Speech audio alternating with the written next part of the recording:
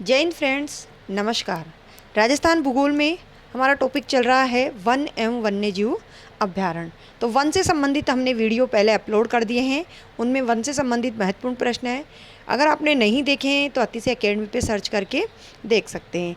आज का वीडियो वन्यजीव अभ्यारण्य से संबंधित है, तो इनसे संबंधित अब प्रश्नों को देखेंगे। राजस्थान में लगभग 26 वन्यजीव अभ्यारण्य हैं और इनमें वन्यजीवों को सुरक्षित रखा गया है ताकि पारिस्थितिकी जो तंत्र है उसका संतुलन बना रहे।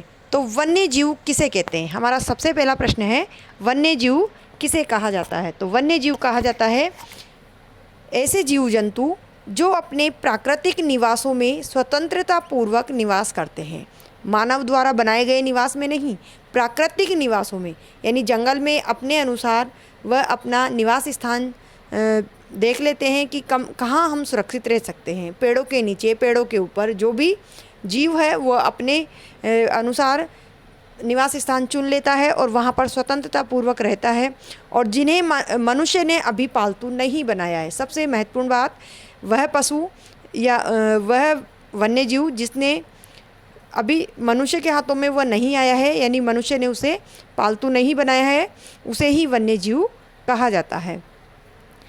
और ये राजस्थान के लगभग 2.43% क्षेत्र पर है, यानी जो वन्यजीव अभ्यारण्य है वो राजस्थान के 2.43% भाग पर है। जितने वन हैं उसके 2.43% क्षेत्र पर वन्यजीव अभ्यारण्य बनाए गए हैं। तो ये था हमारा वन्यजीव से संबंधित प्रश्न। राजस्थान में कितने वन्यजीव अभ्यारण्य हैं? महत्वपूर्ण प्रश्न है, पूछ लिया जाता है। पहले राजस्थान में 26 वन्यजीव अभ्यारण्य थे, 2012 के बाद में पहले 25 थे और 2012 के बाद में 26 हो गए हैं। तो आगे हम देखेंगे 26वां वन्यजीव अभ्यारण्य कौन सा है। राजस्थान में कितने राष्ट्रीय उद्यान हैं? जो ये वन्यजीव अभ्यारण्य हैं उनके साथ ही हमें याद रखना है कि इनमें से कितने राष्ट्रीय उद्यान बनाए गए हैं। तो राजस्थान में 3 राष्ट्रीय उद्यान हैं और जिनका उद्देश्य पारिस्थितिकी तंत्र को संरक्षण प्रदान करना है। तो कौन कौन से राष्ट्रीय उद्यान हैं? सबसे पहला है रणथंभौर राष्ट्रीय उद्यान, सबसे बड़ा राष्ट्रीय उद्यान है। घना केवलादेव वन्यजीव अभ्यारण्य, ये सबसे छोटा राष्ट्रीय उद्यान है। और मुकुंदरा हिल्स राष्ट्रीय उद्यान, जिसे दर्रा अभ्यारण्य भी कहा जाता है। तो ये जो केवलादेव राष्ट्रीय अभ्यारण्य है ये सबसे छोटा है और रणथंभौर सबसे बड़ा है। तो इन 3 के नाम हमें ध्यान रखना है, ये राष्ट्रीय उद्यान है। अब साथ ही एक प्रश्न और देख लेते हैं, यहाँ कन्फ्यूजन होता है क्योंकि 3 राष्ट्रीय उद्यान हैं और 3 ही बाघ परियोजनाएं हैं। तो यहाँ हम गलती ना करें, इसके लिए हमने दोनों प्रश्नों को साथ साथ लिया है कि कौन से तो 3 राष्ट्रीय उद्यान हैं और कौन सी 3 बाघ परियोजनाएं हैं।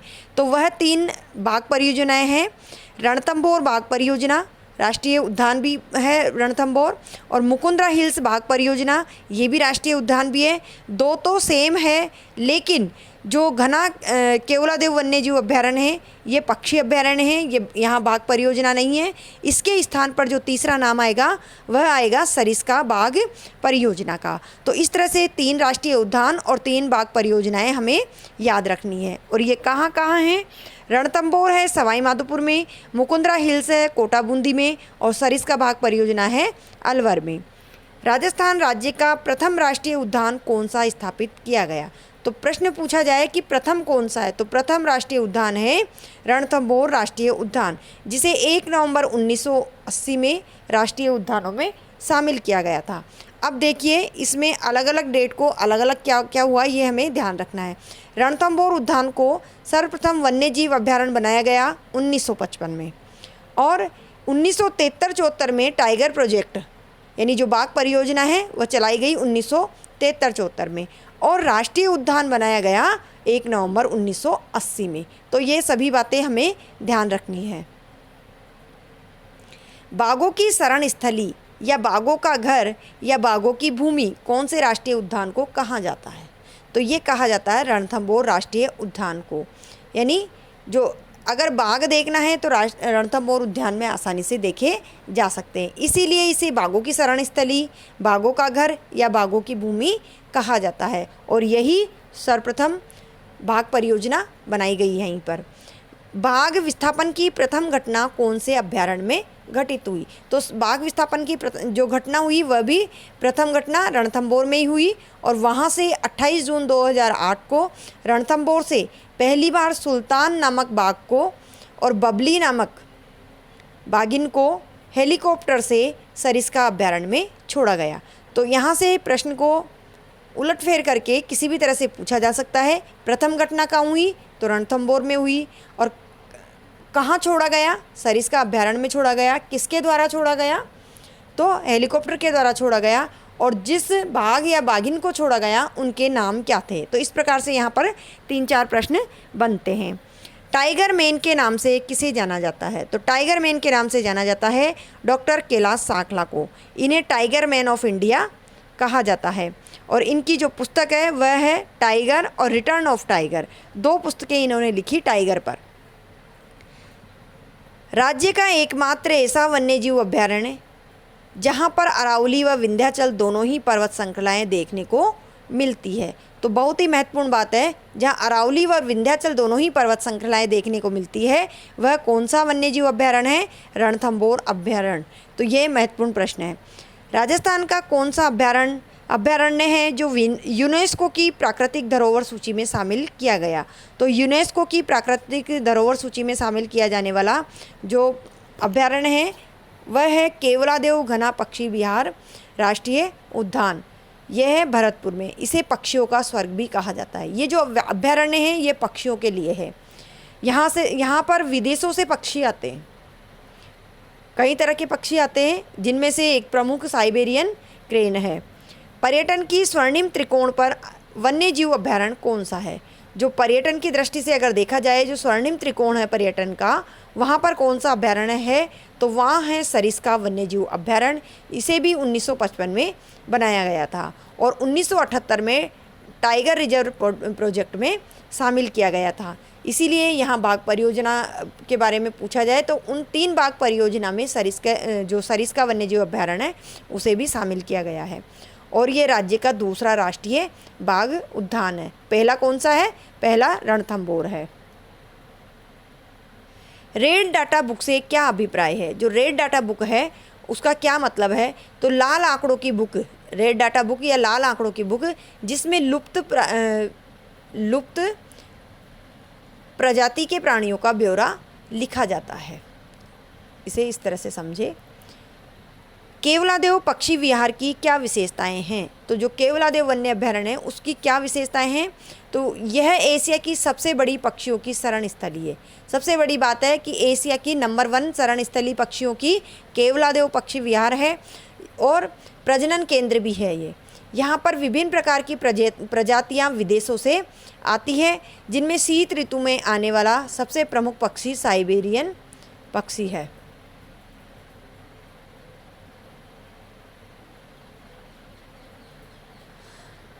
अगला प्रश्न है, केवलादेव घना पक्षी अभ्यारण्य कौन सी नदी पर बना है? अगर नदी की बात की जाए तो ये गंभीरी नदी पर बनाया गया है और NH 11 पर। दूसरा प्रश्न पूछा जा सकता है कि किस मार्ग पर है? तो NH 11 पर है।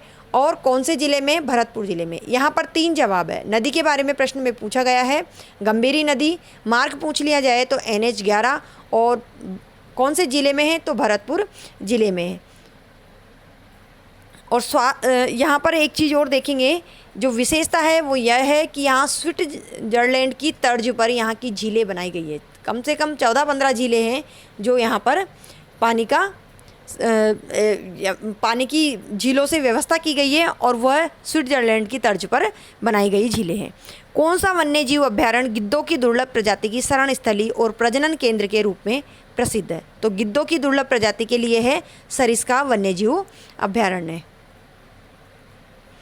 राज्य का एकमात्र ऐसा वन्यजीव अभ्यारण्य जिसके चारों ओर पक्की दीवार बनी हुई है वह कौन सा है? तो यह है केवलादेव घना पक्षी विहार राष्ट्रीय उद्यान, जिसके चारों ओर पक्की दीवार बनाई गई है। ये मात्र 29 किलोमीटर के एरिया में है, 29 वर्ग किलोमीटर के एरिया में ही बना हुआ है। छोटा है लेकिन चारों तरफ पक्की दीवार बनी हुई है।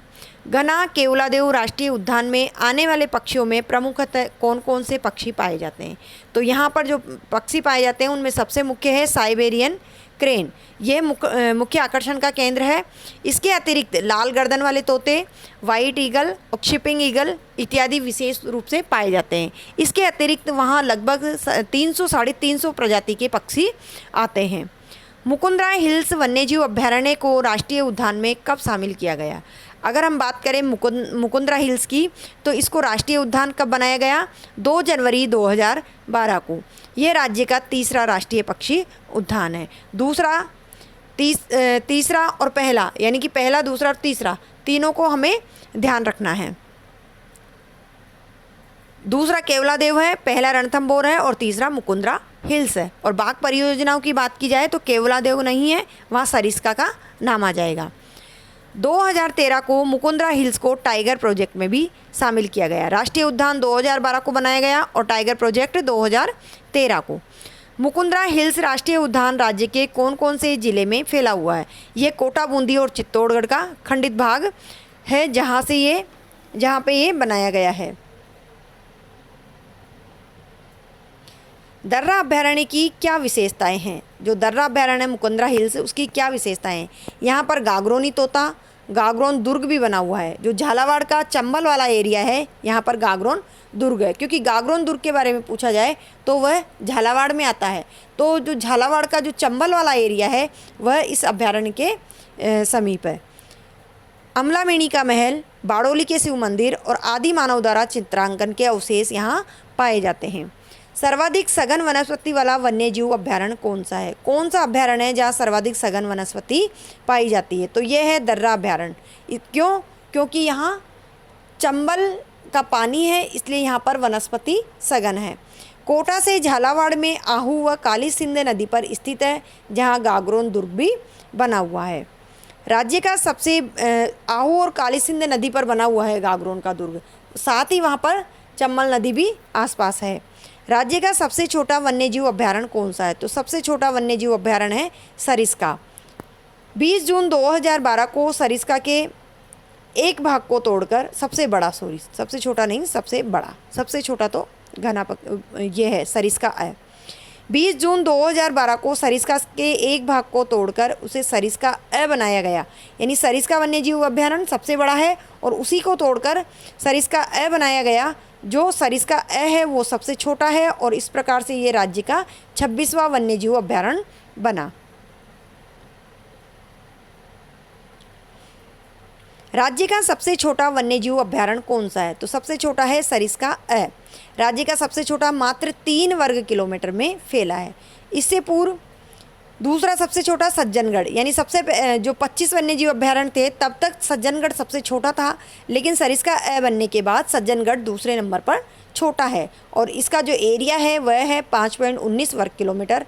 तीसरे नंबर पर है तालछापर जो 7.19 वर्ग किलोमीटर के एरिया में ही है। तो इस प्रकार से जो छोटे वन्यजीव अभयारण्य हैं उनका अगर क्रम पूछा जाए तो जो अंतिम है, यानी 26वें नंबर पर है सरिस्का अ है, 25वें नंबर पर है सज्जनगढ़ और 24वें नंबर पर तालछापर। धौलपुर में स्थित वन्यजीव अभयारण्यों के नाम बताइए। धौलपुर में कौन कौन से वन्यजीव अभयारण्य हैं? वन विहार, केसरबाग और रामसर। इस प्रकार 3 वन्यजीव अभयारण्य हैं। बगेरे के लिए कौन सा वन्यजीव अभयारण्य जाना जाता है? तो बगेरे के लिए जयसमंद जाना जाता है। यह उदयपुर में है और यहाँ पर जल मानुष भी पाए जाते हैं एवं रूठी रानी का महल भी यहीं पर है, जयसमंद अभयारण्य में। 2012 से पूर्व राज्य का सबसे छोटा वन्यजीव अभयारण्य कौन सा था? जैसा कि अभी पूर्व में बताया गया, सज्जनगढ़ 2012 से पूर्व अंतिम सबसे छोटा 25वें नंबर का वन्यजीव अभयारण्य था और यह उदयपुर में स्थित है। कुंभलगढ़ वन्यजीव अभयारण्य कब बनाया गया? तो कुंभलगढ़ वन्यजीव अभयारण्य कब बनाया गया और इस वन्यजीव के लिए जाना जाता है? यह किस वन्यजीव के लिए जाना जाता है? तो कुंभलगढ़ वन्यजीव अभयारण्य 1971 में बनाया गया और ये भेड़िया के लिए जाना जाता है। काले हिरण व कुंजा पक्षियों के लिए प्रसिद्ध अभयारण्य कहाँ है? तो चूरू में है। देखो यहाँ प्रश्न कैसे पूछा गया है, यहाँ पूछा गया है कहाँ है, कौन सा है नहीं, कहाँ है। तो स्थान बताना है चूरू में। और कौन सा अभ्यारण्य है वो ताल छापर है। नाम पूछा जाए तो ताल छापर। गंगा की डॉल्फिन जिसे गांगेसूज भी कहा जाता है कौन से अभ्यारण्य में पाई जाती है? तो गंगा की डॉल्फिन जो एक ऐसी मछली है डॉल्फिन जो केवल गंगा में ही पाई जाती है, लेकिन एक अभ्यारण्य जिसमें भी वह पाई जाती है तो वह है चंबल घड़ियाल अभ्यारण्य, जहाँ पर गंगा की डॉल्फिन मिलती है। यह प्रसिद्ध मछली एकमात्र गंगा नदी में ही पाई जाती है। मानसी वाकल नदियों का उद्गम कौन से अभ्यारण्य से होता है? तो मानसी वाकल नदी है उसका उद्गम होता है फुलवारी की नाल से। ये वन्यजीव अभ्यारण्य का ही नाम है और यह उदयपुर में है। तो ये थे आज के वीडियो के प्रश्न। अगला वीडियो भी हम वन्यजीव अभ्यारण्य से संबंधित ही लेकर आएंगे। इसके साथ ही कंजर्वेशन जो एरिया है, क्षेत्र है, उनसे भी संबंधित प्रश्न होंगे, जंतुआलय उनसे संबंधित भी प्रश्न होंगे। तो वीडियोस को आप देखते रहिए। वीडियो आपको पसंद आते हैं तो प्लीज़ वीडियो को लाइक करें, अपने दोस्तों को भी शेयर करें और चैनल को सब्सक्राइब करें।